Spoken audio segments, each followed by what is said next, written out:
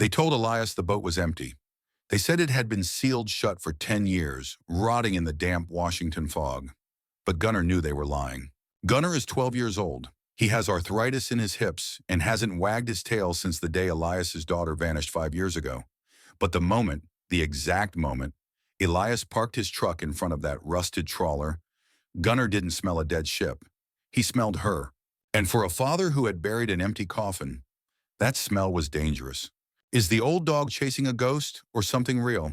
Before we unlock the cabin door, make sure you follow this channel and turn on notifications. You are not going to want to miss what they find inside. 6 hours earlier, Elias Thorne was just a man trying to outrun a rainy Sunday. He sat in the cab of his beat-up Ford F-150, parked on the shoulder of Highway 101. The wipers slapped back and forth, a hypnotic rhythm that matched the dull ache in his left knee. A souvenir from a conflict nobody talked about anymore.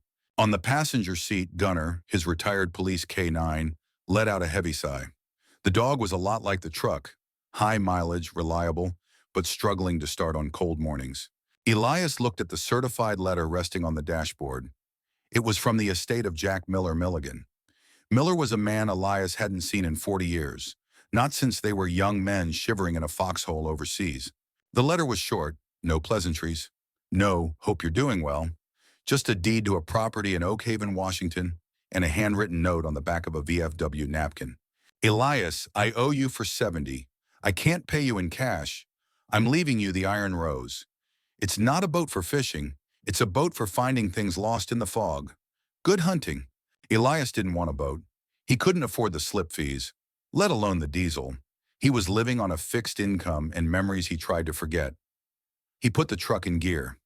We'll go take a look, Gunnar. We'll sell it for scrap, buy you some of those expensive hip treats, and be home by dinner. Gunnar just rested his chin on his paws, staring at the gray horizon. Oak Haven wasn't a tourist town. It was a working town that had stopped working a long time ago.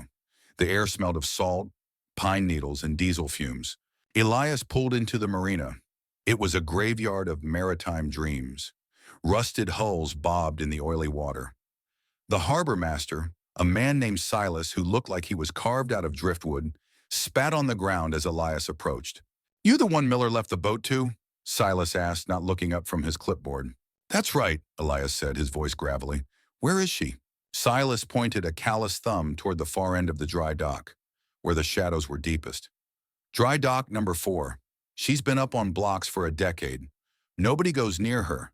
Bad juju on that rig. Miller claimed he heard singing coming from the hull at night. Elias ignored the superstition. He took the heavy iron key Silas offered. Thanks. I'd sell it if I were you, Silas called out, his voice dropping an octave. The fog in Oak Haven, it doesn't like strangers, and it sure as hell doesn't like digging up the past. Elias walked his dog down the cracked pavement of the pier. The boat, the Iron Rose, loomed out of the mist like a leviathan carcass. It was ugly. The paint was peeling in long strips like dead skin. The windows of the wheelhouse were grime-covered eyes, staring blindly at the ocean. Well, buddy, Elias muttered, patting Gunnar's flank. Looks like a pile of junk. Let's see if the engine is worth anything. He expected Gunnar to limp. He expected the dog to hesitate at the steep metal gangway. But then the wind shifted. A breeze blew off the ocean, swirling around the deck of the Iron Rose, carrying the scent of the sealed cabin down to the pier. Gunnar froze. The dog's ears, usually drooping with age, snapped forward. The hackles on his back didn't raise in aggression. They raised in alert. He lifted his nose, inhaling deep, sharp breaths. Sniff, sniff, sniff. What is it, boy? Elias asked. Rats? Gunnar didn't look at the rats. He looked at the cabin door. Suddenly, the leash burned through Elias's hand. Gunnar launched himself. The old dog scrambled up the metal gangway, claws scrabbling for traction, moving with the desperate energy of a puppy. Gunnar, heel! Elias shouted, running after him, his bad knee protesting. Gunnar ignored the command. He ignored the pain in his hips. He reached the welded-shut door of the wheelhouse and threw his body against it. Thud. Then came the sound that stopped Elias's heart. It wasn't a bark. It was a high, keening whine, a specific vocalization Gunnar had only ever used for one person.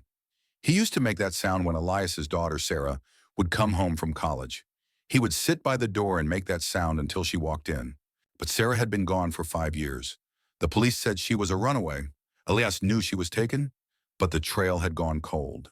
Until now, Elias stood on the swaying deck, the cold wind biting his face. He looked at the rusted lock on the door. He looked at his dog, who was scratching at the metal, desperate to get in. Gunnar turned to Elias, his brown eyes wide, pleading. He barked once, short, sharp. Open it. Elias reached into his pocket. His hand was trembling. He pulled out the key Miller had left him. It felt heavy, like it was made of lead. She can't be in there, Gunnar, Elias whispered, his voice cracking. It's been 10 years. No one has been in there. Gunnar whined again, scratching the paint off the door. Elias stepped forward. He slid the key into the padlock. The mechanism was stiff, gritty with rust. He applied pressure. Click. The lock popped open. The shackle fell to the deck with a heavy clang that echoed across the silent marina. Elias took a deep breath, gripped the cold iron handle, and pulled. The hinges screamed as the door swung open, revealing a dark mouth of shadows. The smell hit them instantly. It wasn't the smell of rot.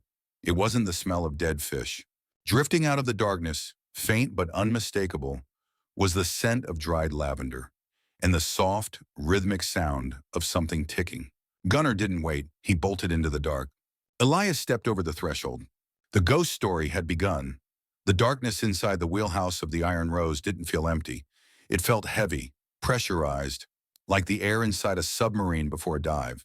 Elias stood at the threshold, his flashlight beam cutting through the swirling dust motes. Gunnar was already inside, his claws clicking frantically against the linoleum floor. The dog was running circles around the small captain's chair, his nose working overtime, inhaling the stale air as if it were oxygen. Easy, buddy, easy, Elias murmured, stepping inside. He closed the heavy steel door behind him to block out the wind, plunging them into silence. Except it wasn't silent. Tick, tick, tick. The sound was rhythmic, mechanical, and impossibly loud in the small space. Elias swept his flashlight across the room. It was a standard trawler setup, a rusted steering column, shattered gauges, and a captain's bunk tucked into the alcove behind the wheel. Dust covered every surface like gray snow. Spider webs draped from the ceiling corners like funeral veils. But on the small navigation table, sitting in a circle of cleanliness that defied the rest of the filth, was a wind-up alarm clock, an old brass Big Ben. It was ticking. Elias walked over and picked it up. The metal was cold. He turned it over. The winding key on the back was tight. Someone had wound this clock. Recently, maybe yesterday, maybe this morning. We're not alone, Gunnar, Elias whispered. He dropped his hand to his hip, instinctively reaching for a service weapon that hadn't been there in decades. He settled for the heavy Maglite flashlight instead. He swept the beam into the lower quarters, the galley and the engine room access. Nothing but shadows and the smell of old diesel. The lavender scent Gunnar had caught outside was fainter here, overpowered by the stench of mildew, but it was still there, lingering like perfume on an old coat. Elias decided then and there. He wasn't driving back to the motel on the highway. He cleared off the dusty mattress in the captain's bunk, threw down his military surplus sleeping bag, and set his portable camp lantern on the floor. We hold the fort tonight, he told the dog. Gunnar didn't argue. The old German shepherd curled up at the foot of the bunk, facing the door. He didn't sleep, though. His eyes remained open, watching the shadows, his ears twitching at every creak of the hull, settling into the dry dock blocks. Elias didn't sleep much either. He lay in the dark, listening to the rain begin to hammer against the metal roof. It sounded like radio static. For the first time in 5 years, he didn't dream of the day Sarah left. He lay awake wondering who had wound the clock. Morning in Oak Haven arrived not with sunlight, but with a shifting of the gray scale. The black sky turned to the color of a bruised plum, then to the flat, wet gray of wet concrete. Elias woke up stiff. The damp cold of the Pacific Northwest had settled into his joints. He rubbed his bad knee, grimacing, and brewed a pot of instant coffee on his portable propane stove. The smell of the coffee seemed to chase away some of the ghosts from the night before. Come on, let's go see what this town is made of, Elias said. They climbed into the truck. Elias needed supplies, bleach, scrubbing brushes, maybe some decent food. If he was going to stay on this boat long enough to figure out why Miller left it to him, he needed to make it habitable. He drove the Ford F-150 down the main drag of Oak Haven. It was a town that looked like it was holding its breath. Main Street was lined with brick buildings that had seen better centuries. A hardware store with a faded sign, a bait shop with barred windows, and a post office that looked like a bunker. He parked in front of Martha's Kettle, a diner that smelled of frying bacon and rain. He cracked the window for Gunner. "Guard the truck. I'll bring you a sausage." The bell above the diner door jingled cheerfully as Elias stepped inside. The cheerfulness stopped there. The conversation inside, a low hum of morning gossip among men in flannel shirts and trucker hats, died instantly. It was the record scratch moment Elias had seen in a dozen Western movies. Only this time, he was the stranger in the black hat. He walked to the counter. The linoleum floor was sticky. Every pair of eyes in the room was glued to his back. He could feel the weight of their stare. It was a physical pressure like deep water. Behind the counter stood a woman who looked like she was made of sourdough and steel. She was in her late 60s, with hair the color of iron wool pulled back in a severe bun, but her apron was bright yellow, a strange splash of color in a gray world. Her name tag read Martha. "Coffee," Elias said, taking a seat on a spinning stool. "Black." Martha poured the coffee. She didn't smile. She didn't ask how he was. She just set the mug down with a clink. "You're the one at the shipyard," she said. It wasn't a question. "News travels fast," Elias replied, blowing on the steam. "In Oak Haven, news travels faster than the wind." A man 2 stools down grunted. He was wearing a jacket with a local logging company logo. "We heard Miller left that rust bucket to a drifter." Elias turned slowly. He fixed the man with a stare that he had learned from a drill sergeant in Paris Island 40 years ago. "I'm not a drifter. I'm a retired Marine, and the boat has a name." The man blinked, looking down at his eggs. The tension in the room ratcheted up a notch. Martha wiped the counter with a rag, breaking the silence. "Don't mind Earl. He just thinks the dry dock is an eyesore. We all thought the city would scrap the Iron Rose years ago." "Why didn't they?" Elias asked. Martha paused. Her hand stopped moving on the counter. She looked up, meeting Elias's eyes for the first time. Her eyes were kind but guarded, deeply guarded. "Because of the probate," she said softly, "and because nobody wanted to touch it. Bad luck sticks to that hull like barnacles, Mr. Thorne, Elias Thorne." "Mr. Thorne?" Martha nodded. She reached under the counter and pulled out a brown paper bag. It was heavy. "I saw your dog in the truck. Big shepherd. Looks like he's got some miles on him." "He does. Here, leftover ham bone from the soup stock. Good for the teeth." She slid the bag across the counter. Elias touched the bag. It was warm. "Thank you, ma'am." "Listen to me." Martha leaned in closer, dropping her voice so Earl and the other locals couldn't hear. The smell of vanilla and old flour drifted off her. "You seem like a decent man, a man who's seen trouble. Don't go looking for more of it here." "I'm just fixing up a boat," Elias said. "No." Martha shook her head, her eyes darting to the window where the fog was rolling down the street, swallowing the parked cars. "That boat isn't just a boat. It's a container. Things go into it and they don't come out. Miller knew that. That's why he drank himself to death." What are you trying to tell me?" "I'm telling you that the fog in Oak Haven hides things, Mr. Thorne. Sometimes it's best to let them stay hidden. If you stir up the silt at the bottom of the harbor, you might not like what floats to the surface." She pulled back as the door opened and the sheriff walked in. He was a younger man, polished, with a smile that didn't reach his eyes. The diner went back to its low hum, pretending the conversation never happened. Elias finished his coffee in one gulp. It tasted bitter. He threw a $5 bill on the counter. "Sacramento. Thanks for the bone," he said. "Watch your step on that dock," Martha whispered, wiping the counter again, erasing his presence. "The wood is rotten, and the water is deep." Elias walked back out into the cold. The rain had picked up. He climbed into the truck and tossed the ham bone to Gunner. The dog gnawed on it happily, oblivious to the tension. Elias gripped the steering wheel. He looked at the town, the closed faces, the curtains drawn, the sheriff watching him from the diner window. They weren't just unwelcoming, they were afraid. Martha was right. The boat was a container. But she was wrong about one thing. Elias wasn't going to leave things hidden. He was going to pry the lid off, even if he had to burn the whole town down to see what was inside. "Let's go home, Gunner," Elias said, putting the truck in gear. "I think we just found a reason to stay." As they drove back toward the marina, the fog swallowed the road behind them, sealing them in. The rain in Oak Haven didn't fall. It permeated. It was a heavy, mist-laden drizzle that soaked through denim and canvas within minutes, chilling a man down to the marrow. Inside the cabin of the Iron Rose, Elias Thorne was waging a war against a decade of neglect. He had spent the last 3 hours on his hands and knees, armed with a gallon of industrial-strength bleach, a stiff, bristled scrub brush, and a roll of heavy-duty trash bags he'd picked up at the hardware store. The air inside the wheelhouse was a toxic cocktail of chlorine fumes and ancient mildew, but Elias welcomed the burn in his lungs. It felt like progress. "You doing okay over there, Gunner?" Elias grunted, wringing out a gray rag into a bucket of black water.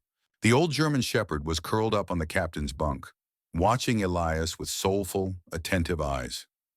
Usually Gunner would be asleep by now, lulled by the rhythmic sound of scrubbing. But today the dog was restless. Every few minutes he would stand up, circle 3 times, and lie back down, letting out a low, frustrated huff. Elias wiped sweat from his forehead with the back of his wrist. "I know, buddy. It smells like a swimming pool in here. Just a little more." He moved to the corner behind the captain's chair, intending to scrub the baseboards. As he put his weight on the floor, a plank creaked loudly. It wasn't the usual groan of settling wood. It was a loose, hollow thwack. Gunner was off the bunk in a flash. The dog didn't bark. He trotted over to the corner, his nails clicking on the linoleum, and shoved his wet nose into the gap between the floorboard and the wall. He started to dig. Hey, no digging," Elias scolded gently, reaching out to pull the dog back. "We're trying to clean the place up, not tear it down." But Gunner ignored him. The dog was fixated. He whined, pawing frantically at the loose board, his breathing coming in sharp, excited chuffs. It was the same behavior he'd shown at the cabin door yesterday, the alert signal. Elias sat back on his heels, the scrub brush dripping in his hand. The hair on his arm stood up. K9s didn't alert on rot. They alerted on contraband, explosives, or people. "What is it?" Elias whispered. He set the brush down and pulled a small pry bar from his tool belt. He wedged the flat end under the lip of the loose floorboard. The wood was swollen with dampness, but the nails had rusted through years ago. With a groan of protest, the plank popped up. Elias expected to see a rat's nest, or maybe a rusted bilge pump.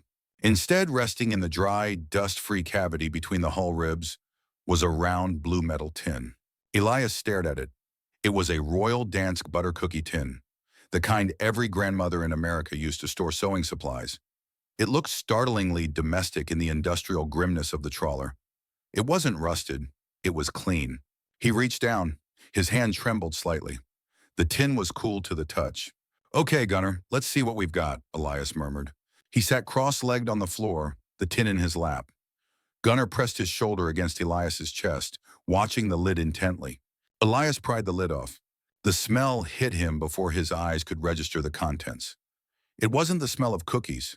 It was a burst of floral sweetness, dried lavender and vanilla. It was a scent so familiar, so painfully specific, that Elias felt like he had been punched in the gut. Sarah. His vision blurred. Inside the tin, nestled on a bed of tissue paper, was a ball of yarn. It wasn't just any yarn. It was a vibrant sunflower yellow, a shocking splash of brightness against the gray world of Oakhaven. Attached to the ball were 2 wooden knitting needles and a half-finished scarf. Elias let out a ragged breath that sounded like a sob. He reached in and picked up the knitting. The wool was soft, high quality. He remembered this scarf. 5 years ago. Christmas morning. Sarah had been sitting on the floor by the fireplace in their small living room, unwrapping this same yellow yarn. She had laughed, holding it up to her face. "I'm making you a scarf, Dad," she had said, "so people can see you coming in the fog. Yellow means caution, but it also means home." She had started knitting it that week. She took it with her everywhere. She had it in her bag the day she drove to the library, and never came back. The police had found her car abandoned on the side of a bridge 3 counties over. They found her purse, but they never found the knitting. The detective had listed it as miscellaneous personal effects missing. Elias held the unfinished scarf to his face. He inhaled deeply. The scent of lavender was real. She always kept sachets of dried lavender in her knitting bag to keep the moths away. "She was here," Elias whispered, his voice breaking. "Gunner, she was here." Gunner licked Elias's cheek, whining softly. The dog remembered the smell too. Elias looked back into the tin. There was something else underneath the yarn. A small black pocket calendar, the kind insurance agents give out for free. Elias picked it up. His fingers fumbled to open it. The year printed on the cover was from 5 years ago, the year she disappeared. He flipped through the pages. January, Sarah's handwriting, neat, bubbly letters. Classes start, vet apt for Gunner. February, Dad's birthday. Elias flipped faster, his heart hammering against his ribs like a trapped bird. The police said she went missing on March 15th. They said she likely jumped from the bridge that same night. Case closed. Suicide suspected. He reached March 15th. The page was blank. He turned the page. March 16th, a single mark. A small drawn anchor. March 17th, another anchor. Elias couldn't breathe. He flipped through April, May, June. The entries continued. They weren't words anymore. They were just symbols, an anchor, a fish, a star. And then, on August 12th, 5 months after her funeral was held without a body, the handwriting changed. It became shaky, hurried. August 12th, they are moving the nursery. I have to go with them. Psalm 23. The entries stopped there. Elias dropped the calendar. It fell onto the pile of yellow wool. The silence in the cabin was deafening. The rain drummed on the roof, but Elias couldn't hear it. All he could hear was the blood rushing in his ears. Everything he had been told was a lie. The police report, the condolences, the grief counseling, all of it was a lie. Sarah hadn't jumped. She hadn't run away to start a new life. She had been here on the Iron Rose, hiding in the floorboards of a dead man's boat, knitting a scarf for a father she missed, marking off the days of her survival. She had been alive for months while Elias sat in his house staring at the wall. A cold, hard rage began to displace the grief in Elias's chest. It started in his stomach and spread to his fingertips, steadying his shaking hands. He carefully placed the scarf, the lavender, and the calendar back into the tin. He put the lid back on, sealing the scent of his daughter inside. He looked at Gunner. The old dog was sitting tall, his ears perked, waiting for a command. He wasn't a pet anymore. He was a soldier waiting for his sergeant. "You were right, boy," Elias said, his voice low and dangerous. "She didn't leave us." Elias stood up. He grabbed the pry bar and shoved it into his belt. He picked up the tin and tucked it under his arm like a football. He walked to the porthole and looked out at the marina. The fog was rolling in thicker now, obscuring the town, hiding the faces of the people who had lied, the people who had watched him with suspicion in the diner. Mrs. Martha had warned him that the boat was a container. She was right. It contained the truth. "They stopped looking for her, Gunner," Elias said to the reflection in the glass. "But we just started." He turned off the lantern, plunging the cabin back into gray shadows. But this time, the darkness didn't feel empty. It felt like a mission. Elias Thorne was no longer a grieving father cleaning a junk boat. He was a hunter, and he had just picked up the scent. The yellow yarn hung from a rusted hook near the wheelhouse window, a bright, defiant slash of color against the industrial gray of the cabin. To anyone else, it was just an unfinished knitting project. To Elias Thorne, it was a flag. It was a declaration that the Iron Rose was no longer a derelict vessel in a graveyard of ships. It was a forward operating base. Elias sat on the pilot's chair, his bad legs stretched out before him. The damp cold of the Pacific Northwest night was seeping through the steel hull, settling into his bones like a second weight. He rubbed his knee, grimacing. The silence of the marina was absolute, broken only by the rhythmic clank, clank, clank of halyards slapping against aluminum masts in the wind. A lonely, skeletal sound that sailors call the ghost choir. Gunner was pacing. The old German shepherd hadn't settled since they found the cookie tin beneath the floorboards. He moved between the galley and the wheelhouse door, his claws clicking a nervous staccato on the linoleum. Every few minutes he would stop, turn his head toward the porthole, and let out a low, rumbling growl that vibrated in his chest. "I hear it too, buddy," Elias murmured, taking a sip of cold coffee. He didn't hear footsteps. He didn't hear voices. He heard the absence of them. Earlier that afternoon, Elias had walked the perimeter of the dry dock. He had seen the curtains twitch in the windows of the nearby harbor master's shack. He had seen a black sedan drive slowly past the chain-link fence, its brake lights glowing like red eyes in the mist, before speeding away when Elias raised his hand to shield his eyes. The town of Oak Haven knew he had found something. They just didn't know what. Around 2 a.m., the wind shifted. The rain stopped. replaced by a heavy, suffocating fog that rolled off the ocean, erasing the dock lights one by one. Gunnar stopped pacing. He stood rigid at the cabin door, the hackles on his shoulders standing up like razor wire. He didn't bark. He issued a sharp warning chuff. Elias set his coffee mug down. He didn't reach for a weapon. He didn't have one. Not really. He reached for his mag light and a heavy brass splicing fid he'd found in the tool locker. "Stay," he commanded softly. Gunnar ignored him, pressing his flank against Elias's leg. They moved together, a unit. Elias threw the heavy steel bolt of the cabin door and pushed it open. The fog rushed in, cold and wet, smelling of brine and diesel. He stepped out onto the deck. The beam of his flashlight cut a solid cone through the mist. "Who's there?" Elias's voice was calm, projecting the authority of a man who had once shouted orders over the roar of mortars. No answer, just the lap of water against the pilings. Elias swept the light across the deck. Nothing. He moved to the stern. The boat was dry docked, resting on massive wooden blocks, but it was tied off to the pier cleats with heavy hemp lines to keep it stable in high winds. He aimed the light at the stern cleat. His jaw tightened. The heavy stern line, a rope as thick as a man's wrist, was lying limp on the deck. It hadn't snapped from tension. It hadn't frayed from age. The end was clean, pale, and sharp. It had been cut. Elias knelt, his knee protesting the hard steel. He ran his thumb over the severed end. A serrated blade. One clean stroke. Someone had climbed up the side of the dry dock, cut the stabilizer line, and vanished back into the fog. If a storm kicked up tonight, without that line, the iron rose could shift on her blocks. She could tip. She could crush anyone inside. It wasn't a prank. It was an assassination attempt disguised as an accident. Gunnar growled again, staring down into the abyss of the boatyard below. Elias stood up. He didn't yell into the darkness. He didn't give them the satisfaction of hearing his fear. Instead, he did something the watcher in the dark probably didn't expect. He sat down on the wet deck. He picked up the two ends of the severed rope. "They think they can cut us loose, Gunnar," Elias said, his voice loud enough to carry into the shadows. "They forgot who we are." Elias began to work. His fingers were stiff with arthritis and cold, but the muscle memory was still there. Right over left, left over right. The rabbit comes out of the hole, around the tree, and back down. He didn't just tie a knot. He began to splice the rope back together. It was slow, deliberate work. He unraveled the strands, weaving them back into one another, marrying the severed ends with a strength that was greater than the original rope. It was a short splice, ugly, bulky, but unbreakable. He worked for 20 minutes in the freezing mist. He knew someone was watching. He could feel eyes on the back of his neck. But he didn't turn around. He simply focused on the rope, on the friction of the hemp against his skin. This repair was symbolic. They wanted him to leave. He was tethering himself to this boat. They wanted to break the connection. He was weaving it back together, strand by strand.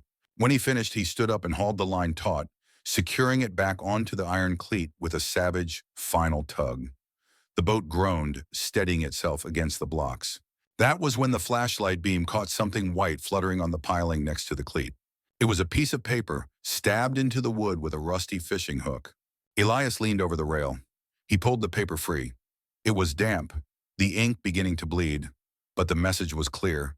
It wasn't a threat written in Hollywood blood. It was typed, formal, impersonal. It was a Bible verse. Job 7:9, Elias read aloud. "As the cloud disappears and vanishes away, so he that goeth down to the grave shall come up no more." A chill that had nothing to do with the weather ran down Elias's spine. It was a death threat wrapped in scripture. A warning that in Oak Haven, people who disappeared were meant to stay disappeared. Elias looked at the paper, then crumpled it in his fist. He looked down at Gunnar. The dog was looking up at him, waiting for a cue. Was it time to run? Was it time to fight? Elias reached down and scratched the dog behind the ears, right in the spot that made Gunnar's leg thump involuntarily. "They're quoting the Bible at us, Gunnar," Elias said, a grim smile touching the corners of his mouth. "That's a mistake." He turned back toward the cabin, the crumpled note tight in his hand. "Because they forgot Psalm 23, Elias whispered to the fog. "Though I walk through the valley of the shadow of death, I will fear no evil." He walked back into the wheelhouse and slammed the heavy steel door shut. He threw the deadbolt. He didn't go back to sleep. He went back to the cookie tin. He took out the black calendar and opened it to the page with the coordinates. The rope was fixed. The perimeter was secure. The enemy had shown their hand. They were afraid of him. They were afraid of an old man and a crippled dog, and they should be. Elias picked up a red marker he'd found in the desk drawer. He circled the coordinates for the nursery. Tomorrow, he told the silence of the cabin, we go hunting. Outside, the fog swirled around the repaired rope, holding the iron rows fast against the coming storm. The adrenaline from the confrontation on the deck had faded, replaced by a bone-deep exhaustion that felt like lead in Elias's veins. He sat at the small, bolted-down table in the galley, the air inside the cabin thick with the smell of old coffee and the lingering, phantom scent of lavender. Outside, the fog pressed against the porthole glass like a cataract, blinding the iron rows from the rest of the world. Elias adjusted the wick of the hurricane lantern. The flame sputtered, then steadied, casting long, dancing shadows against the steel bulkheads. On the table sat the Royal Dance cookie tin. The contents were spread out like pieces of a tragic puzzle. The yellow yarn, the unfinished scarf, the black pocket calendar with the strange anchor symbols, and at the bottom, the object he had hesitated to touch until now, a Bible. It wasn't a family heirloom with gold-gilded edges. It was a small, cheap King James version with a cracked leatherette cover, the kind handed out by chaplains in military processing centers or left in motel nightstand drawers. The cover was warped from dampness, the pages swollen and stiff. Elias wiped his hands on his jeans before opening it. He didn't need to search for a bookmark. The book fell open naturally to a page that had been creased and flattened by repetitive use. Psalm 23. Elias stared at the text.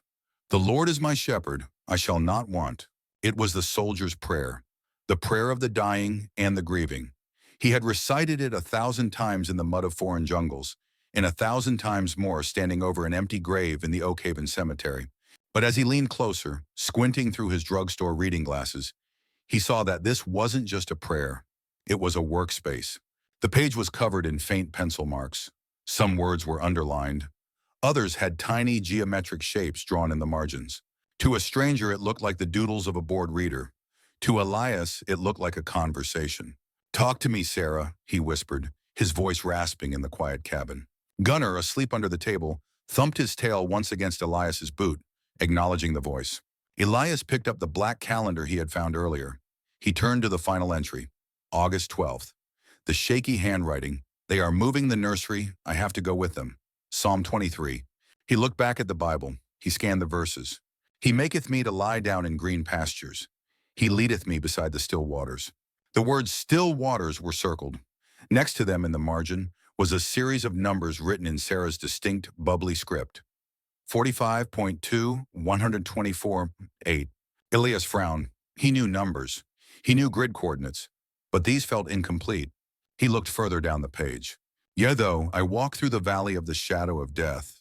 The word shadow was underlined twice. Next to it, D14. Elias rubbed his temples. It was a cipher.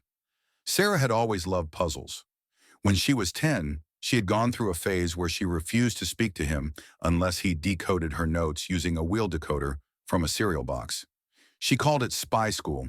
Think, Elias, think, he muttered. He closed his eyes, trying to summon the memory of his daughter. Not the victim on the missing person poster, but the girl who loved mysteries. He remembered a rainy Tuesday. Sarah was 12. She was sitting at the kitchen table doing homework. She had looked up and asked, Dad, if you wanted to hide something where no one could ever find it, where would you put it? In the safe, he had answered. No, she had laughed. Safes are for people who want to remember. If you want to hide something, you put it in a song, because people forget words, but they never forget the tune. Elias's eyes snapped open. A song. He looked at the Bible again. Tucked into the spine of the book, almost invisible, was a folded scrap of yellow-lined paper. He pulled it out with tweezers he'd found in the first aid kit. It was a handwritten lyric sheet, but it wasn't a hymn. It was the lyrics to You Are My Sunshine. It was the song Elias had hummed to her the night her mother died. It was the song he hummed when he drove her to college. It was their song. He looked at the paper. Above the lyrics, Sarah had written, Sing it for them, Dad. Elias felt a lump form in his throat, hard and painful. He hadn't sung in years. His voice was a rusted hinge. But he understood the instruction. He looked at the coordinates in the Bible margin again. 45.2, 124. He began to hum the melody, tapping his finger against the numbers. The rhythm didn't match. Then he looked at the markings in Psalm 23 again. The circled words. Shepherd, green, still valley, shadow. He looked at the lyric sheet of You Are My Sunshine. You are my sunshine, my only. He realized the key. It wasn't about the melody. It was a book cipher. But the book wasn't the Bible. The Bible was the map. The song was the decoder ring. He matched the first circled word in the psalm, shepherd, to the first line of the song. He worked through the night. The coffee in his cup turned cold. The rain started up again, drumming a frantic beat on the metal roof. Elias cross-referenced the numbers in the margin with the letters in the song lyrics. 45.2 wasn't just a number, it was latitude. 124.8 was longitude. But there was a third set of numbers next to the word nursery. Depth 80. Elias stood up, his chair scraping loudly against the floor. He grabbed the laminated NOAA nautical chart of the Pacific Northwest coast that was rolled up in the overhead rack. He spread it out on the table, pushing the cookie tin aside. He grabbed a plastic ruler and a red grease pencil. Latitude 45 degrees 20 minutes north, he muttered. His finger traced the line across the blue grid of the ocean. Longitude 124 degrees 80 minutes west. His finger stopped. It wasn't on land. It wasn't even close to the shore. The point lay 20 miles off the coast, past the continental shelf, where the ocean floor dropped away into the abyss. On the chart, the area was marked with purple cross hatching. Explosive dumping area, disused. It was a graveyard for old munitions, a place where fishermen didn't drag their nets for fear of snagging a World War II sea mine or a canister of mustard gas. But right next to that danger zone, the depth soundings on the map showed a strange anomaly. A sudden, shallow ridge that shouldn't be there. Elias circled the spot in red grease. The nursery, he whispered. It wasn't a building, it wasn't a house. The nursery was a location at sea. Why would Sarah call it that? Elias looked back at the Bible. Under the verse, Thou preparest a table before me in the presence of mine enemies, Sarah had scribbled one last note, her handwriting so jagged it tore the paper. The fog keeps them cold. The cold keeps them quiet. I'm going to wake them up.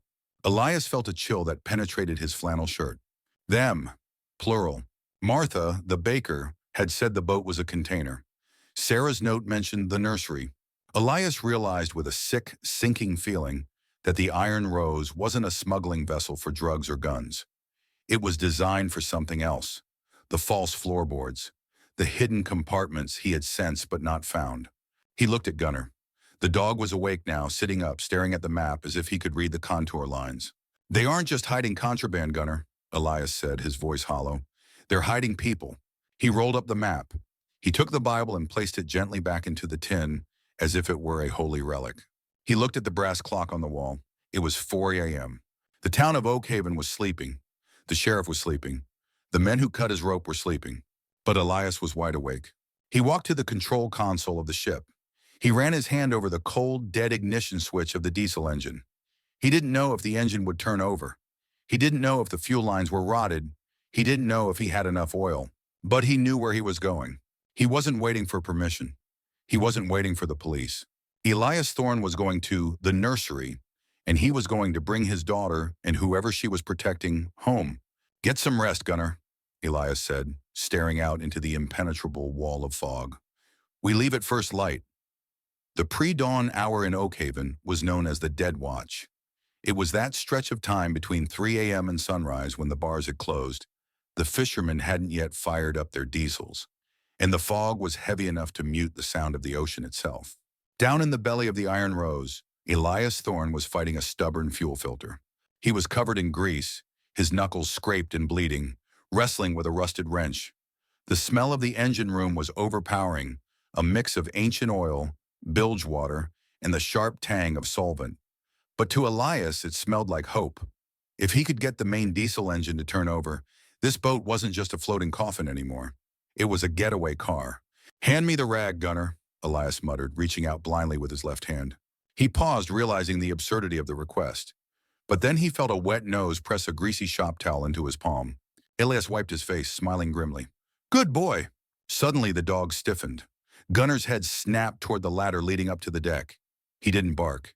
He let out a low, vibrating woof, the sound of a guard dog who isn't sure if he's greeting a friend or biting an enemy. Footsteps. Soft, hesitant steps on the metal gangway outside.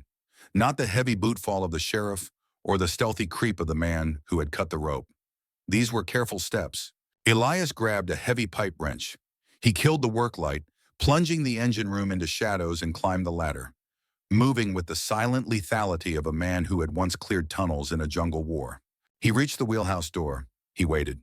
Knock, knock, knock. It was a polite, rhythmic tapping. "Mr. Thorne?" a voice called out. It was female, trembling, and barely louder than the rain. "Please, I know you're awake. I saw the light." Elias peered through the grime-streaked porthole. Standing on the deck, wrapped in a yellow fisherman's slicker that was 2 sizes too big, was Martha, the owner of the diner. She was clutching a plastic grocery bag against her chest like a shield. Elias lowered the wrench. He slid the deadbolt back and opened the door. The wind whipped Martha's gray hair across her face. She looked terrified, her eyes darting toward the parking lot at the top of the pier. "Mrs. Higgins?" Elias said, surprised.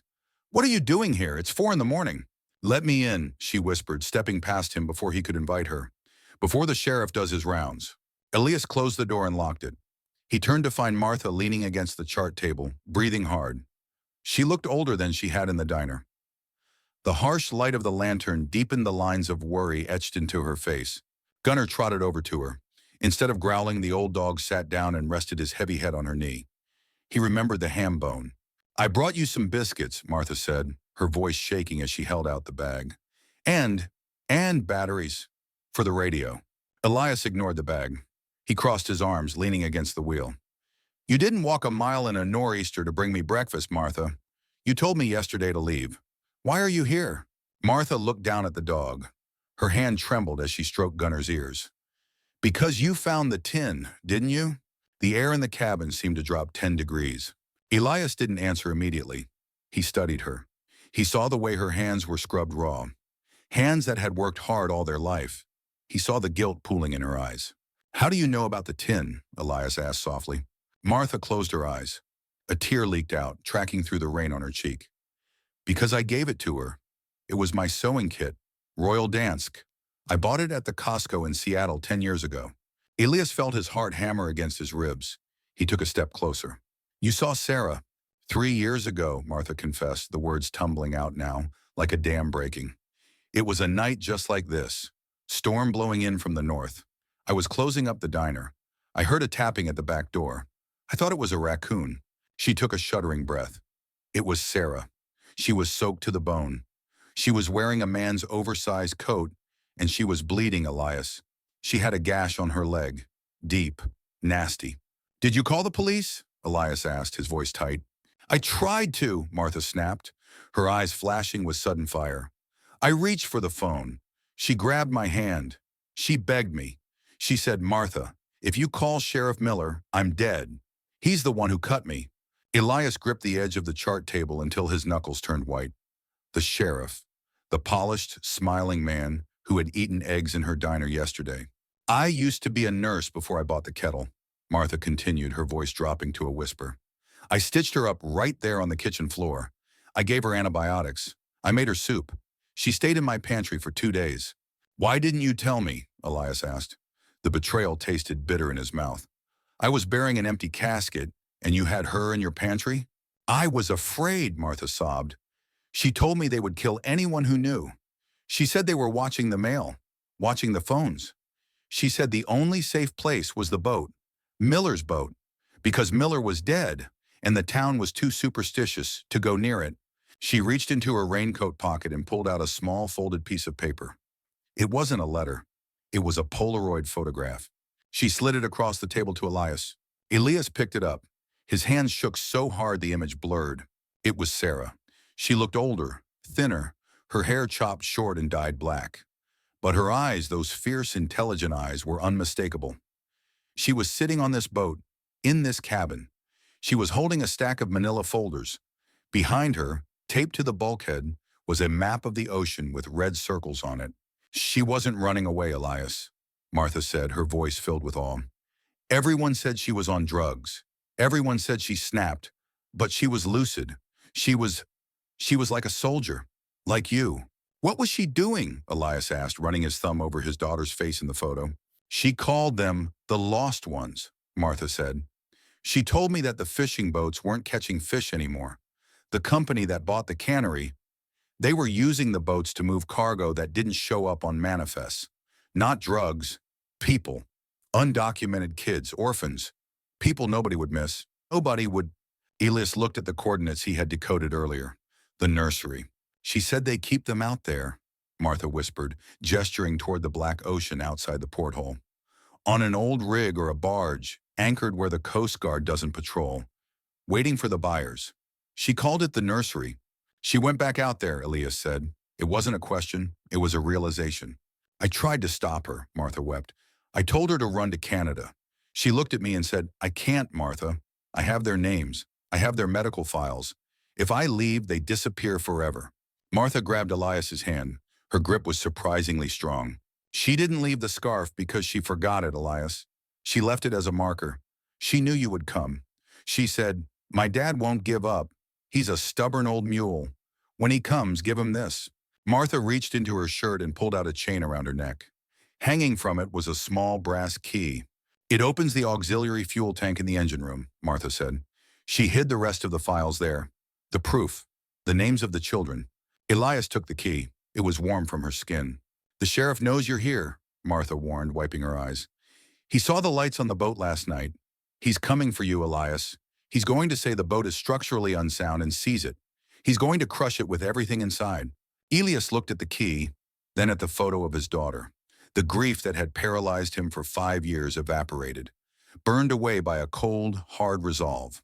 Let him come, Elias said. He tucked the key into his pocket and placed the photo carefully into his shirt pocket, right over his heart. You need to go home, Martha, Elias said gently. Lock your doors, turn off your lights. If anyone asks, you haven't seen me. What are you going to do? Martha asked, pulling her hood up. Elias looked at the engine room hatch. He listened to the wind howling outside. I'm going to finish the job my daughter started, he said. I'm going to the nursery. Martha nodded. She reached down and kissed Gunnar on the head. Godspeed, Mr. Thorne. She slipped out the door, disappearing into the fog as quickly as she had come. Elias stood alone in the cabin. He wasn't just an old man fixing a boat anymore. He was a father who had just been given his marching orders. He grabbed the pipe wrench. He climbed back down the ladder into the dark, oily belly of the ship. Gunnar, he called out, his voice echoing against the steel hull. Wake up. We've got work to do. We're not just starting an engine. We're starting a war. The brass key Martha had given him was warm in Elias's pocket, a small, jagged piece of metal that felt heavier than a loaded weapon. Elias descended the ladder into the engine room of the Iron Rose. The air down here was different. It didn't smell like the ocean. It smelled like the inside of an old clock. Oil, iron, and stop time. The only light came from the flashlight gripped in his teeth, the beam cutting through the gloom to illuminate the massive, dormant block of the Caterpillar diesel engine. He moved past the main engine to the aft bulkhead. There, bolted to the steel ribs of the hull, was the auxiliary fuel tank. It was painted a dull, chipped red. To any Coast Guard inspector, it looked like a standard backup tank for long-haul trawling. But Martha said it was a container. Elias ran his hand along the side of the tank. He found the seam. It was expertly hidden, welded with a precision that Sarah hadn't learned in art school. She must have learned it here, from the old fisherman, or maybe from necessity. He found the keyhole tucked behind a pressure gauge. He inserted Martha's key. It turned with a stiff, gritty resistance, clunk. Elias pulled. A rectangular section of the tank's face, about 2 feet wide, swung open on hidden hinges. It wasn't a fuel tank at all. It was a Faraday cage, a lead-lined locker designed to keep electronic signals in or out. Elias spat the flashlight into his hand and shined it inside. My God, Sarah, he whispered. It wasn't just a hiding spot, it was a command center. Jam-packed into the small space was a chaotic archive of a one-woman war.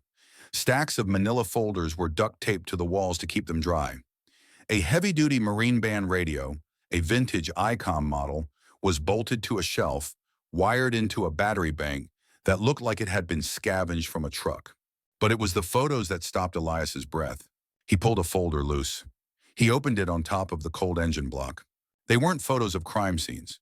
They were Polaroids of children, boys and girls huddled in blankets, sitting on the deck of a ship he didn't recognize. They looked terrified, their eyes wide and dark in the camera flash. On the back of one photo, Sarah had written, Batch 4, arrival no 200, destination unknown. Medical condition, critical. Elias flipped through the pages. Medical charts, lists of antibiotics, vaccination records written in Spanish and Vietnamese. Martha was right. Sarah hadn't been running drugs. She had been running a field hospital. She was documenting a human trafficking ring that was using the deep fog of the Pacific Northwest as a cloak. Elias felt a surge of pride so intense it burned his eyes. His daughter wasn't a victim. She was a hero. She was doing the job the police refused to do. He put the files down and turned his attention to the radio. It was the lifeline. If Sarah was out there at the nursery, this radio was the only way she could signal. He flipped the power switch. Nothing. "Come on, you piece of junk," Elias muttered, tapping the gauge. The battery leads were corroded. White powder crusted the terminals. Elias pulled his Leatherman tool from his belt. He scraped the contacts clean, his hands moving with the practiced speed of a man who had fixed radios in the mud of Da Nang.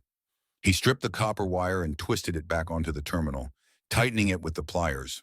He flipped the switch again. A green light flickered, then a low hum. Static. The sound filled the cramped engine room. The white noise of the atmosphere. The hiss of the ocean's electromagnetic pulse. Elias turned the dial. He didn't know the frequency. He spun the heavy knob, watching the needle jump. Channel 16, Coast Guard emergency. Silence, Channel 22. Fishermen arguing about crab pots. Channel 68, dead air.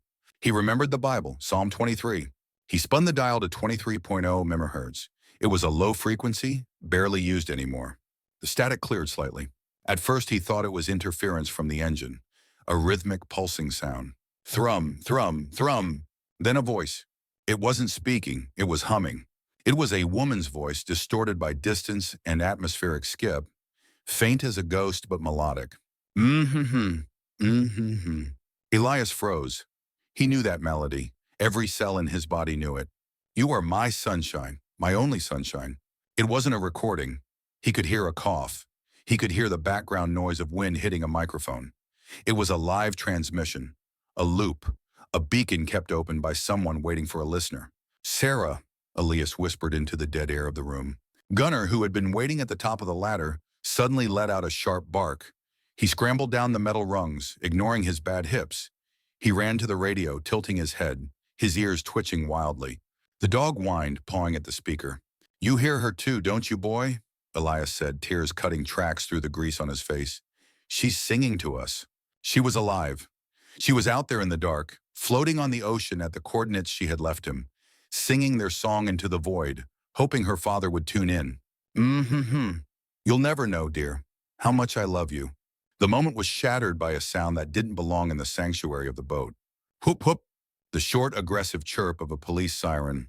Then a flood of blue and red light exploded through the portholes, turning the engine room into a strobe-lit nightmare. The shadows danced violently against the walls. Elias killed the volume on the radio instantly. A voice boomed over a megaphone, amplified and distorted, cutting through the hull like a knife. "Elias Thorne, this is Sheriff Miller. We have a warrant to seize this vessel due to unsafe conditions and hazardous materials." Elias stood up slowly. He wiped his hands on a rag. "Exit the vessel immediately with your hands visible. If you do not comply, we will board by force." They weren't here for safety. They were here because the lights had been on. They were here because Martha had visited. They were here to bury the evidence in the hull before Elias could find it. Elias looked at the open compartment, the files, the photos. If he walked out there, the sheriff would confiscate everything. The evidence would vanish. The nursery would remain a secret. Sarah would keep singing into the dark until her batteries died. Elias looked at Gunnar. The dog was standing between Elias and the ladder, his hackles raised, a low, dangerous growl vibrating in his throat. He wasn't afraid. He was ready. "We're not walking off this boat, Gunnar," Elias said quietly. He reached into his pocket and pulled out the photo of Sarah. He wedged it into the corner of the radio frame. He grabbed the heavy iron crank handle for the diesel engine. The iron rose had been sitting for 10 years. The batteries for the starter motor were likely dead, but old diesels didn't need electricity to run. They needed compression, they needed fuel, and they needed air. Elias opened the fuel valves. He could smell the old red diesel flowing into the lines. "Mr. Thorne, this is your final warning. We are coming aboard." Heavy boots hit the deck above. Thud, thud, thud.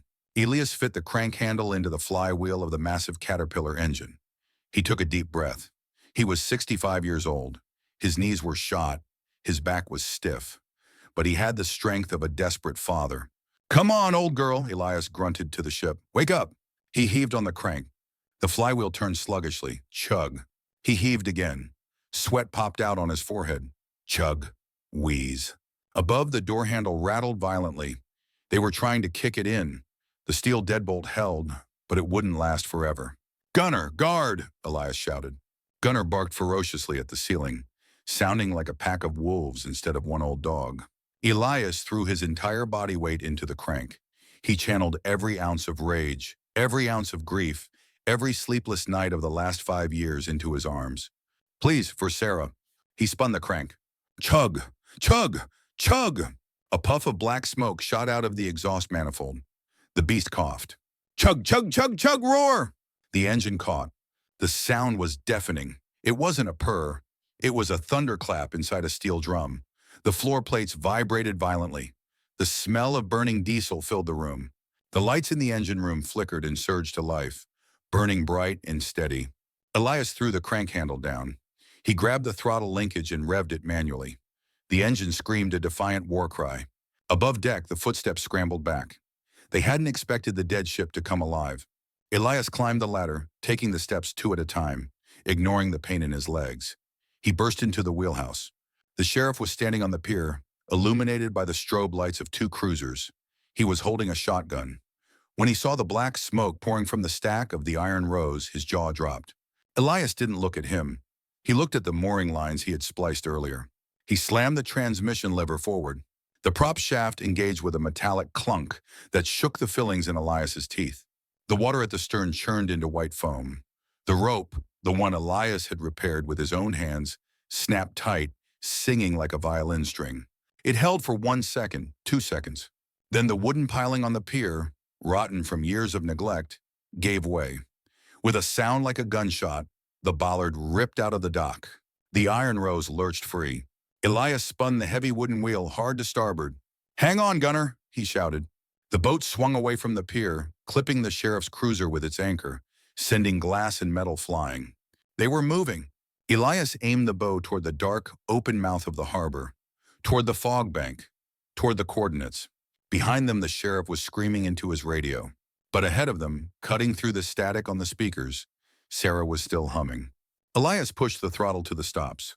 "We're coming, baby girl," he whispered. "We're coming." The collision of wood against steel echoed like a gunshot across the Oak Haven marina. The Iron Rose didn't slice through the water like a sleek yacht. She plowed through it like a waking bull. As the rotting piling ripped free from the dock, dragging a tangle of seaweed and splintered timber with it, the trawler pitched violently to the left. Inside the wheelhouse, coffee mugs shattered against the bulkhead. The hanging yellow yarn swung wildly like a pendulum, ticking down the final seconds of Elias Thorne's old life. Elias gripped the wooden wheel with white-knuckled intensity. He could feel the vibrations of the massive Caterpillar diesel engine traveling up through the deck plates, through his boots, and into his spine. It was a rough, grinding rhythm, chug, shudder, chug. But to Elias, it felt like a heartbeat. "Hold on, gunner," Elias shouted over the roar of the exhaust.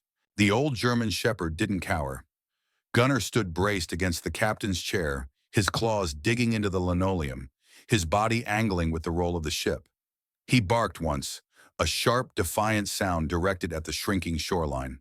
Through the rear windows, the scene on the dock was chaotic. The red and blue strobe lights of the sheriff's cruisers painted the mist in violent, flashing colors. Sheriff Miller was standing at the edge of the shattered pier, his shotgun lowered, his mouth moving in a scream that was swallowed by the wind in the distance. He didn't fire. Maybe he knew a shotgun blast wouldn't penetrate the steel hull of a commercial trawler, or maybe he knew he didn't have to. Elias watched the sheriff in the rearview reflection. The man wasn't running for a police boat. He was just watching. He was letting the ocean do his dirty work. In Oak Haven, the locals knew that taking a boat out into the soup, without radar, without a crew, and with a storm brewing was a suicide mission. "He thinks we're sinking," Elias muttered, wrestling the wheel to straighten the bow. "He thinks the sea is going to bury us for him." Elias pushed the brass throttle lever all the way forward. The engine bellowed, spewing a thick cloud of black smoke that mixed with the fog, creating a smokescreen. The Iron Rose surged forward, picking up speed, 5 knots, 7 knots, 10.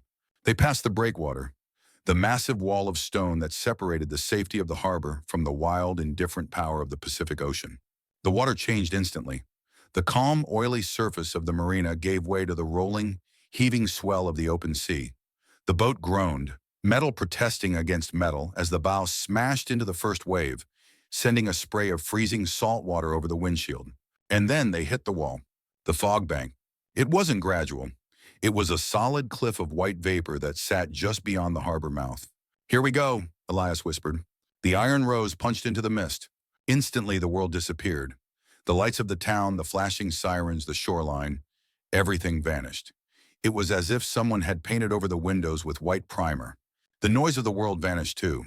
The fog dampened the sound of the waves, leaving only the rhythmic, mechanical heartbeat of the diesel engine and the hiss of water against the hull. They were in the blind. Elias checked his instruments. The radar screen was a dead, green eye, broken years ago. The GPS was non-existent. He was flying blind in one of the most treacherous stretches of water on the West Coast. But he wasn't navigating by sight. He reached for the volume knob on the ICOM radio. He turned it up. The static filled the small cabin, warm and crackling. And there, cutting through the white noise, was the humming. "Mm-hmm-hmm. You are my sunshine."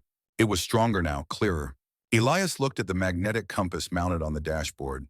The needle was floating in its bath of oil, swinging gently. He remembered the coordinates from the Bible cipher. The nursery, 20 miles west-northwest. He turned the wheel until the compass heading aligned with the signal. Gunnar moved to the front of the wheelhouse. The dog stood on his hind legs, placing his front paws on the dashboard, pressing his nose against the cold glass. He wasn't looking with his eyes. He couldn't see anything but gray. He was looking with his instincts. For the first time in 5 years, the heaviness that hung around the dog's shoulders was gone. His tail gave a slow, steady wag. Thump, thump, against the captain's chair. "You feel it too, don't you?" Elias said, reaching out to rest his hand on the dog's head. "We're getting closer." Elias looked down at the passenger seat. The cookie tin was there, sitting open. The yellow yarn, the Bible, the photo of Sarah. He thought about the life he was leaving behind. The empty house with the dusty furniture, the medical bills, the silence. He realized with a sudden clarity that he wasn't running away from home. He was heading toward it. Home wasn't a zip code. Home was wherever his daughter was. He imagined Sarah out there, somewhere in this crushing gray void. He imagined her on a rig or a barge, cold and tired, singing into a microphone to keep the darkness at bay, protecting children she didn't know because she couldn't save herself. She had waited 5 years for him. She had left breadcrumbs that only a father would recognize. A scarf, a song, a scent. "I'm coming, Sarah," Elias said to the fog, "and I'm bringing the cavalry." He checked the fuel gauge. It was low, but the auxiliary tank, the one hiding the files, was full. They had enough diesel to get there. Getting back? That was a problem for tomorrow. The hull creaked as the Iron Rose climbed a large swell, hanging weightless for a second before crashing down into the trough. The spray hammered the glass like gravel. Elias didn't flinch. He stood wide-legged at the helm, an old soldier back at his post. The fear was gone. The grief was gone. All that was left was the mission. He looked at the clock on the dashboard. It was the same wind-up alarm clock he had found on the first day. It was ticking steadily. Tick, tick, tick. It was counting down. Elias engaged the autopilot lock. A rusty piece of rope he tied around the wheel spokes to hold the course. He poured the last of the lukewarm coffee into his mug. He picked up the radio microphone. He pressed the transmit button. He didn't know if she could hear him. He didn't know if her radio was set to receive, but he had to try. "Echo, Sierra." "1," Elias spoke into the mic, using Sarah's old initials and their backyard call sign. "This is Papa Bear. I have the package. I have the dog. We are inbound on your vector." He released the button. Silence, just the static and the humming loop. Then the humming stopped. Elias held his breath. A moment later, the static broke. A voice, breathless, sounding like it was underwater, cracked through the speaker. Dad?" It was one word, faint, terrified, hopeful. Elias squeezed his eyes shut, tears hot on his cheeks. He keyed the mic again. "Keep the light on, baby girl," Elias whispered. "We're coming through the fog." He hung the mic up. He gripped the wheel. He pushed the throttle past the red line, demanding everything the old engine had to give. The iron rose roared, a dark shape charging into the endless white, vanishing completely from the world of the living, crossing over into the world of the lost. The harbor was gone, the law was gone. Now there was only the ocean, the father, the dog, and the truth waiting in the mist. Thank you so much for journeying into the fog with Elias and Gunnar. This story is about the lengths a parent will go to for their child, and the bond between a man and his dog that not even time can break. I have a question for you before you go. Do you think Sarah is really alone out there at the nursery, or has she built an army of her own? And more importantly, do you think Elias and Gunnar will make it back home? Or is this a one-way trip? Let me know your theories in the comments below. And if you want to see part 2 of this series, where we finally find out what is hiding in the ocean, please like and subscribe.